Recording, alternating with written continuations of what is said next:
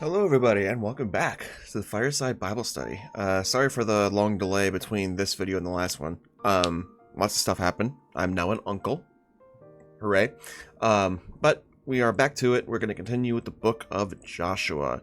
So, on the last session, the Lord, gave Joshua what he needed to take the place of Moses. And they conquered Jericho, the walls fell down, and they're marching through. So, let's continue on, and I'll pray us in, and we'll continue on. Heavenly Father, we just come before you once again to absorb your word and take it all in, and just learn more about your history and the examples that you set for us. And we just pray for the wisdom, take it, absorb it, and we just can't thank you enough for it. So in your name we pray. Amen. All right, deception by the Gibeonites. Now it came about when the kings who were all beyond the Jordan in the hill country, the lowland, and on the coast of the great sea toward Lebanon, the Hittite, the Amorite, the Canaanite, the Perizzite, the Hivite, and the Jebusite heard about it, they met together with one purpose, to fight with Joshua and with Israel. The inhabitants of Gibeon also heard what Joshua had done at Jericho, and to Ai, but they on their part acted craftily, and went and took provisions for a journey, took out worn-out sacks on their donkeys, and wineskins that were worn out, split open, and patched, worn out and patched sandals on their feet, and worn out clothes on themselves. And all the bread of their provision was dry and become crumbled. And they went to Joshua at Camp Gilgal, and said to him and the men of Israel, "We have come from a far country. Now then, make a covenant with us." But the men of Israel said to the Hivites, "Perhaps you are living within our land. How then are we to make a covenant with you?" They said to Joshua, "We are your servants." Joshua said to them, "Who are you, and where did you come from?"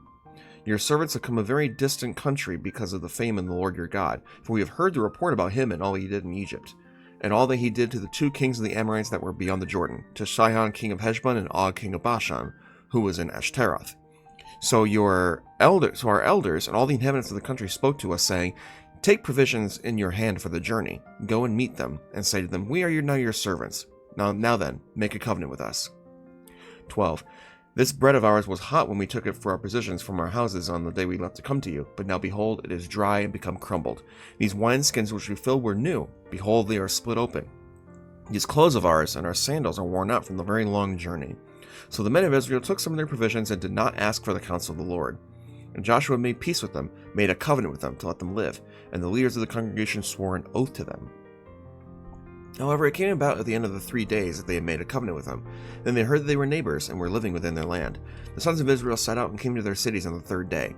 The cities were Gibeon, Shepherah, Beeroth, and Kirath-Jearim. But the sons of Israel did not attack them, because the leaders of the congregation swore to them by the Lord, the God of Israel. And the whole congregation grumbled against the leaders. But all the leaders said to the whole congregation, "We have sworn to them by the Lord, the God of Israel. We cannot touch them." 20. This is what we do to them. Even let them live, so that the wrath will not be upon us because of the oath which we swore to them. So the leaders said to them, "Let them live." And they became gatherers of firewood and labored to draw water for the whole congregation, just as the leader had spoken to them. Then Joshua had called for them and spoke to them, saying, "Why have you deceived us, saying, 'We are very far from you, and we are living within our land'? Therefore you are cursed, and you will never cease to be slaves, both gatherers of firewood and labor to draw water from the house of my God." So they answered Joshua and said, "Since your servants were fully informed that the Lord your God has commanded his servant Moses to give you of the land, and to destroy all the inhabitants of the land before you, we feared greatly for our lives because of you, and did this thing. Now behold, we are in your hands. Do to us as it seems good and right in your sight to do so." This he did to them. He saved them from the hands of the sons of Israel. They did not kill them. But on the day that Joshua made them gatherers of firewood and labor to draw water for the congregation for the altar of the Lord, to this day, in the place he would choose. So he showed them a bit of mercy. 10. 5 kings attack Gibeon. Now it came about when Adoni-Zedek king of Jerusalem heard that Joshua had captured Ai and had utterly destroyed it, just as he had done to Jericho and its king, so he had done to Ai and its king, and that the inhabitants of Gibeon made peace with Israel and were within their land, that he feared greatly because Gibeon was a great city, like one of the royal cities, and because it was greater than Ai, all its men were mighty. Therefore Adoni-Zedek king of Jerusalem sent word to Hoam king of Hebron, to Piram king of Jarmuth, to Jephthah the king of Lachish, and to Deborah king of Eglon, saying, "Come up to me and help me, and let's attack Gibeon, for it has made peace with Joshua and the sons of Israel." So with the 5 kings of Amorites, the king of Jerusalem, king of Hebron, king of Jarmuth, king of Lachish, and the king of Eglon gathered together and went up, they with all their armies, and they camped by Gibeon and fought against it. Then the men of Gibeon sent word to Joshua at the camp of Gilgal, saying, "Do not abandon your servants.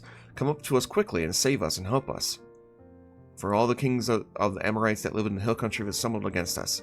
So Joshua went up from Gilgal, he and all the people of war with him, and all the valiant warriors. The Lord said to Joshua, "Do not fear them, for I have handed them over to you. Not one of them will stand against you."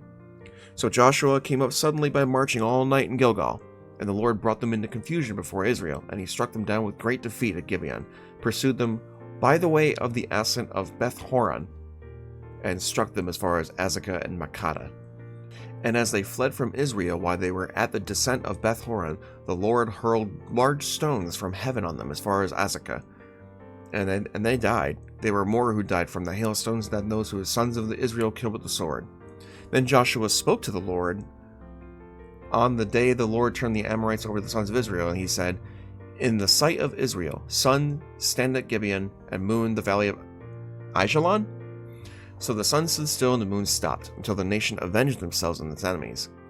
Is it not written in the book of Jasher? And the sun stopped in the middle of the day and did not go down for the whole day. There was no day like that before or after, and the Lord listened to the voice of a man, for the Lord fought for Israel. Then Joshua and all Israel returned with him to the camp at Gilgal. Victory at Makkedah. Now these 5 kings had fled and hidden themselves in the cave of Makkedah, and they was told to Joshua, saying, "These 5 kings have been found hidden in the cave of Makkedah."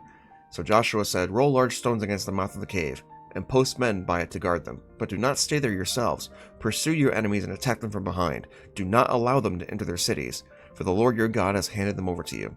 And it came about when Joshua and the sons of Israel finished striking them down in a very great defeat, until they were destroyed, and the survivors of them who escaped and entered the fortified cities, that all the people returned to camp, that Joshua and Medekah in peace.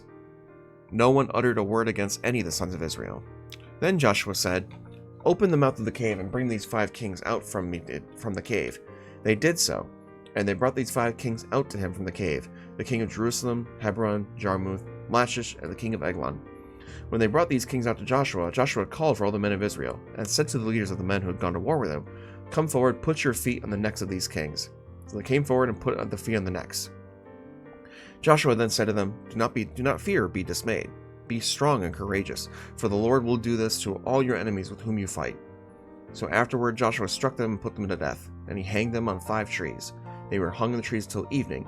Then it came about in the sunset, when Joshua gave the command, they took them down from the trees and threw them into the cave where they had hidden themselves, put large stones over the mouth to this very day. Joshua had captured Makkedah on that day, and struck it and its king with the edge of the sword. He utterly destroyed it, and every person who was in it. They left no survivor. So he did to the king of Makkedah just as he done to the king of Jericho. Joshua's conquest from southern Canaan. Then Joshua and all Israel with him passed on from Makkedah to Libnah, and fought against Libnah. The Lord also handed over to Israel with its king, and he struck it and every person within it with the edge of the sword. He left no survivor. He did to the king just as he did to the king of Jericho. Joshua and all of Israel with him passed from Libnah to Lachish. They camped by it and fought against it. The Lord handed Lachish over to Israel, and captured it the second day, struck it and every person who was within it the edge of the sword, according to all that he had done to Libnah. Then Horam, king of Gezer, came out to help Lachish. Joshua defeated him and his people until they had no survivor. And Joshua and all Israel with him passed on from Lachish to Eglon. They fought against it and camped by it. They captured on that day and struck it with the edge of the sword, utterly destroyed that and every person who was in it, according to what they had done to Lachish. Then Joshua and all Israel went with him up to Eglon to Hebron, and they fought against it, captured it, struck it, and its king and all its cities, and all the persons who were in it at the edge of the sword. He left no survivor. According to all that was done to Eglon, he utterly destroyed it, every person who was in it. Then Joshua and all Israel returned to Debir, and they fought against it, captured it and its king and all its cities. They struck them with the edge of the sword, and utterly destroyed every person who was in it. He left no survivor. Just as he done to Hebron, so he did to Debir and its king, and he also done to Libnah and its king. Joshua struck all the land, the hill country and the Negev, and the lowland and the slopes, all their kings. He left no survivor, but he utterly destroyed all who breathed, just as the Lord, the God of Israel, commanded it. Joshua struck them from Kadesh Barnea as far as Gaza, and all the country of Goshen as far as Gibeon. Joshua captured all these kings and their lands all at one time, because the Lord, the God of Israel, fought for Israel. So Joshua and all Israel returned to the camp at Gilgal. Northern Canaan taken. Then it came about that Jabin king of Hazor heard about it. He sent word to Jobab king of Madon, the king of Shimron, and the king of Akshaph, and to the kings who were north of the hill country in the Arabah, south of the Chinneroth and the lowland, on the heights of Dor on the west. To the Canaanite on the east and on the west, the Amorite, the Hittite, the Perizzite, the Jebusite, and the Hivite at the foot of Hermon in the land of Mizpah. Then they came out, and their armies with them, just as the people as the sand that is on the seashore, with very many horses and chariots. All these kings gathered together, and came in and camped together at the waters of Merom to fight against Israel. Yet the Lord said to Joshua, "Do not be afraid because of them, for tomorrow at this time I'm going to turn them all over to Israel as good as dead. You shall hamstring their horses and burn their chariots with fire." So Joshua and all the people of war came with him and up suddenly at the waters of Merom and attacked them. And the Lord handed them over to Israel, so that they defeated them and pursued them as far as the great Sidon and Mishrepoth Maim in the valley of Mizpah to the east, and they struck them until no survivor was left of them. Joshua did to them as the Lord told him. He hamstrung their horses and burned their chariots with fire. Then Joshua turned back at that time and captured Hazor and struck its king with the sword. Hazor previously was the head of all these kingdoms. They struck every person who was in the edge of the sword, utterly destroying them. There was no one left to breathe, and he burned Hazor with fire. Joshua captured all the cities and its kings, and all their kings, and he struck them with the edge of the sword and utterly destroyed them, just as Moses, the servant of the Lord, had commanded. However, Israel did not burn any cities that stood on the mountains, except Hazor alone, which Joshua burned. And all the spoils of these cities and the cattle that the sons of Israel took as their plunder, but they struck every person edge of the sword until they had destroyed them. They left no one breathing. Just as the Lord had commanded his servant Moses, so Moses commanded Joshua, and so Joshua did. He left nothing undone of all that the Lord had commanded Moses. So Joshua took all that land, the hill country and the Negev, the land of Goshen, the lowland, the Arabah, and the hill country of Israel and its lowland, from Mount Halak that rises towards Seir, even as far as Baal-Gad in the valley of Lebanon, at the foot of Mount Hermon. And he captured all their kings, and struck them, put them to death. Joshua waged war a long time with all these kings. There was not a city which made peace with the sons of Israel, except the Hivites living in Gibeon, as they took them all in battle. For it was the Lord to harden their hearts, meet Israel in battle, in order that he might utterly destroy them, that they might not receive any mercy, that he might destroy them, just as the Lord had commanded Moses. Then Joshua at that time eliminated the Anakim from the hill country, from Hebron, Debir, Anab, from the hill country of Judah, and all the hill country of Israel. Joshua utterly destroyed them in their cities. There were no Anakim left in the land of the sons of Israel, only Gaza, Gath, and Ashdod, some remained. So Joshua took the land in accordance with everything the Lord had spoken to Moses, and Joshua gave it as an inheritance to Israel, according to their division by their tribes, so the land was at rest from war. Kings defeated by Israel. Now these are the kings whom the land of the sons of Israel defeated, and took possession of their land beyond the Jordan toward the sunrise, from the valley of Arnon as far as Mount Hermon, and all the Arabah to the east. Sihon, the king of the Amorites, who lived in Heshbon, and ruler from Aroer, which is on the edge of the valley of the Arnon, both the middle valley and the half of Gilead, even as far as the brook Jabbok, the border of the sons of Ammon. And the Arabah, as far as the sea of Chinneroth toward the east, as far as the sea of Arabah, that is the Salt Sea, eastward towards Beth Jeshemoth.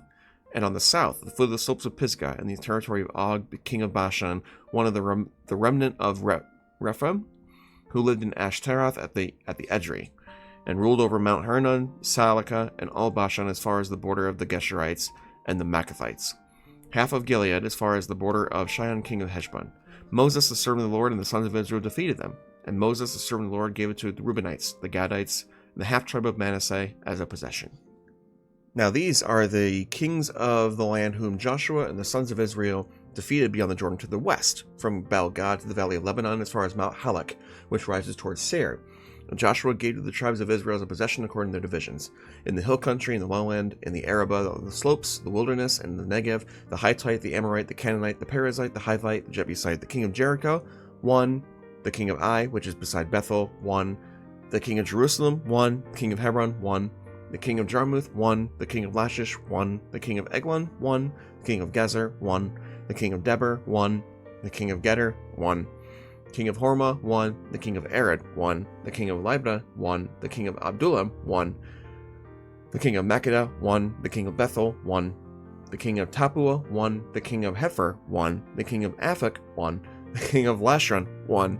The king of Madon, 1. The king of Hazor, 1. The king of Shimron-Meron, 1. The king of Ashaph, 1. The king of Tanakh, 1. The king of Megiddo, 1. The king of Kadesh, 1. The king of Jokneam and Carmel, 1. The king of Dor in the heights of Dor, 1. The king of Goim in Gilgal, 1. The king of Tirzah, 1. In all, 31 kings. That was fun to read. Canaan divided among the tribes. Now Joshua was old and advanced in years, and the Lord said to him, "You are old and advanced in years, and a very large amount of the land remains to be possessed. This is the land that remains: all the regions of the Philistines and those of the Geshurites, from the Shihor, which is east of Egypt, as far as the border of Ekron to the north, it is counted as Canaanite. And the 5 governors of the Philistines, the Gazite, the Ashdodite, the Ashkelonite, the Gittite, the Ekronite, and the Avite.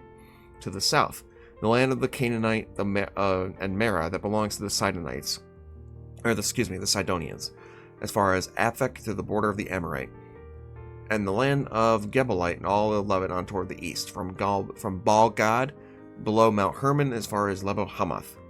All the inhabitants of the hill country from Lebanon as far as Misrephoth, Maim, and the Sidonians I will drive out from the sons of Israel, only allotted to Israel as inheritance as I have commanded you.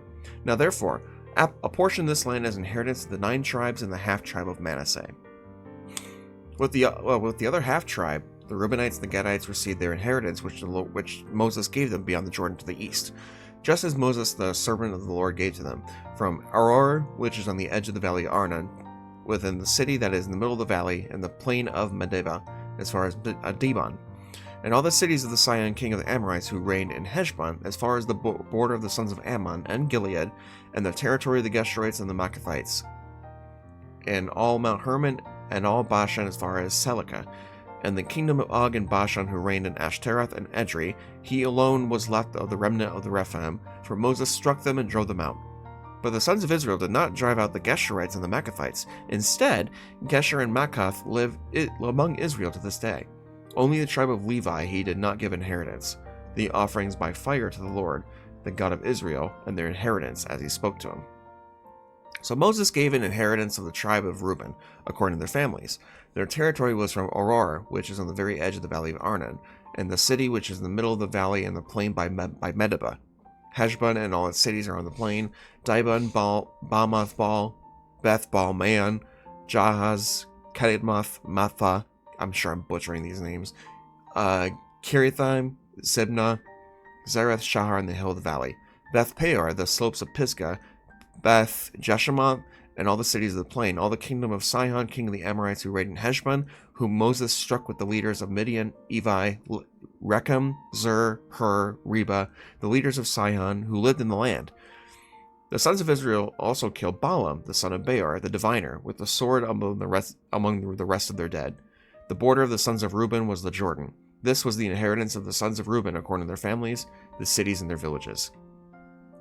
Moses also gave an inheritance to the tribe of Gad, the sons of Gad according to their families. Their territory was Jazer, and all the cities of Gilead, and half of the land of the sons of Ammon, as far as Aroer, which the opposite Rabbah. And from Heshbon, as far as Ramath, Mizpah, and Betanim, and from Mahanaim, as far as the border of Debir. In the valley, Beth Haram, Beth Nimrah, Succoth, and Zaphon. The rest of the kingdom of Sihon, king of Heshbon, with the Jordan, as a border, and as far as the lower end of the Sea of Chinnereth, beyond the Jordan to the east. This is the inheritance of the sons of Gad according to their families and their cities and their villages. Moses also gave an inheritance to the half-tribe of Manasseh, and it was the half-tribe of the sons of Manasseh according to their families. Their territory was from Menahem, all Bashan, the kingdom of Og, king of Bashan, and all the towns of Jer, which are in Bashan, 60 cities. Also half of Gilead, with Ashtaroth and Edrei. The cities of the kingdom of Og and Bashan were for the sons of Machir, the son of Manasseh, for half of the sons of Machir according to their families. These are the territories which Moses apportioned as inheritance to the plains of Moab, beyond Jordan and Jericho to the east. But to the tribe of Levi, Moses did not give an inheritance. The Lord, the God of Israel, is their inheritance, as he promised to them. Caleb's request. Now these are the territories which the sons of Israel inherited in the land of Canaan, which Eleazar the priest, Joshua the son of Nun, and the heads of the fathers' households of the tribes of the sons of Israel apportioned to them as inheritances. By the time of their inheritance, just as the Lord commanded through Moses for the 9 tribes and the half-tribe. For Moses had given the inheritance of 2 tribes and the half-tribe beyond the Jordan, but he did not give inheritance to the Levites among them. For the sons of Joseph were 2 tribes, Manasseh and Ephraim, and they did not give a portion to the Levites in the land, except cities to live in, with their pasture lands for their livestock for their property. The sons of Israel did exactly as the Lord had commanded Moses, and they divided the land. Then the sons of Judah approached Joshua in Gilgal, and Caleb, the son of Jephunneh, and the Kenizzite, said to them, "You know the word which the Lord spoke to Moses and the man of God on account of you and me in Kadesh Barnea. I was 40 years old when Moses, the servant of the Lord, sent me from Kadesh Barnea to spy out the land, and I brought word back as it was in my heart. Nevertheless, my brothers who went up and made the heart of the people melt with fear, but I followed the Lord my God fully. So Moses swore on that day, saying, The land on which your foot has walked shall certainly be inheritance to you and your children forever, because you have followed the Lord my God fully. And now, behold, the Lord has let me live, just as he spoke, these 45 years. From the time the Lord spoke this word to Moses, Israel walked in the wilderness, and now behold, I am 85 years old today. I am still as strong as today as I was the day Moses sent me. As my strength was then, so my strength is now, for war and for going out and coming in. Now then, give me this hill country for which the Lord spoke on that day. For you heard on that day that the Anakim were there, with great fortified cities. Perhaps the Lord will be with me, and I will drive them out just as the Lord has spoken. So Joshua blessed him, and gave Hebron to Caleb, the son of Jephunneh, as an inheritance. Therefore Hebron became the inheritance of Caleb, the son of Jephunneh, the Kenizzite, to this day, because he followed the Lord God of Israel fully. Now the name of Hebron was previously Kiriath Arba, for Arba was the greatest man among the Anakim. Then the land was at rest from war. Territory of Judah. Now for the lot of the tribe of the sons of Judah, according to their families, reached the border of Edom, southward to the wilderness of Zin at the extreme south. Their southern border was the lower end of the Salt Sea, the bay that returns to the south. Then it proceeded southward to the ascent of Akrabim and continued to Zin, and it went up by south of Kadesh Barnea and continued to Hezron, went up to Adar and turned to Karka. It continued to Asmon and proceeded to the brook of Egypt. And the border ended at the sea. This shall be your southern border. The eastern border was the Salt Sea, as far as the mouth of the Jordan, and the border of the north side was from the bay at the sea at the mouth of the Jordan. Then the border went up to Beth Hogla and continued on the north of Beth Araba, and the border went up to the stone of Bahan and the son of Reuben. Now the border went up to Debir in the valley of Achor and turned northward toward Gilgal, which is opposite the ascent of Adamim, which is on the south of the valley. The border continued to the waters of En Shemesh and ended with En Rogel.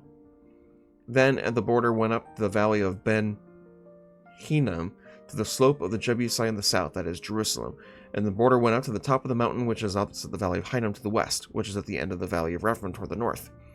9. From the top of the mountain, the border turned to the spring of the waters to Neptoah, and proceeded to the cities of Mount Ephron, and border turned to Bala, that is Kiriath Jearim. The border turned from Bala westward to Mount Seir and continued to the slope of Mount Jearim to the north, that is Chesalon, and went down to Beth Shemesh and continued through Timnah. Then the border proceeded to the side of Ekron northward, and the border turned to Shikharon and continued to Mount Bala and proceeded to Jabneel, and the border ended at the sea. The western border was at the Great Sea, even its coastline. This is the border around the sons of Judah, according to their families. Now he gave to Caleb, the son of Jephunneh, a portion among the sons of Judah, in accordance with the command the Lord had to Joshua, namely, Kiriath Arba, Arba being the father of Anak, that is Hebron, and Caleb drove out from there 3 sons of Anak, Sheshai, Ammon, and Talmai, the children of Anak. He went up there against the inhabitants of Debir. Now the name of Debir was previously Kiriath Shepherd. And Caleb said, The one who attacks Kiriath Shepherd and captures it, I will give him Ashak, my daughter, as a wife. Othniel, the son of Kenaz, the brother of Caleb, captured it. So he gave him Ashak, his daughter, as a wife. And it happened when she came to him, she incited him to ask for a father of a field. So she dismounted from a donkey, and Caleb said to her, What do you want? She said, Give me a blessing, since you have given me the land of the Negev. Give me springs of water also. so he gave her the upper springs and the lower springs. This is the inheritance of the tribes of Judah according to their families.